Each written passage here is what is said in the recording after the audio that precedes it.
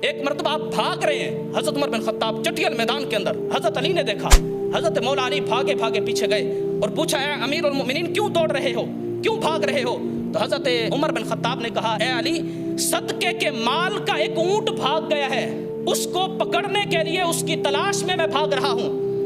تو حضرت علی المرتضیٰ رضی اللہ تعالیٰ عنہ نے اس وقت ایک عظیم الشان جملہ ارشاد فرمایا تھا حضرت عمر کے لیے۔ آپ نے فرمایا تھا قد اذللت الخلفاء بعدک، اے عمر جو عدل اور عدل کا معیار اتنا بلند کر کے تو جا رہا ہے، تیرے بعد جو بادشاہ بنے گا اس کے لیے زندگی گزارنا مشکل ہو جائے گا، لوگ تو مطالبہ کریں گے عدل ہمیں وہ چاہیے جو عمر کا تھا۔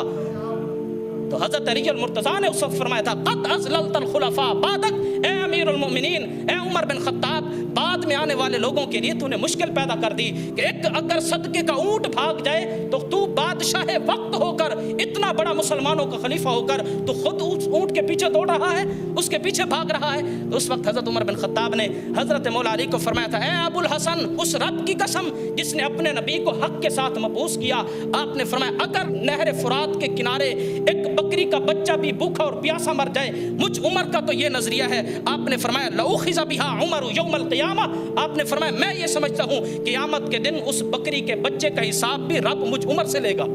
فرمایا یہ تو اونٹ ہے، یہ تو غریبوں کا ہے، یہ تو صدقے کا ہے، اگر وہ بکری جو کسی کی نہ ہو اور نہر فرات کے قریب کسی صحرا کے اندر بھوک اور پیاس کی وجہ سے مجھ عمر کی حکمرانی میں مر جائے، تو حضرت عمر بن خطاب نے فرمایا میں تو یہ سمجھتا ہوں قیامت کے دن اللہ اس بکری کا حساب بھی مجھ عمر سے لے گا۔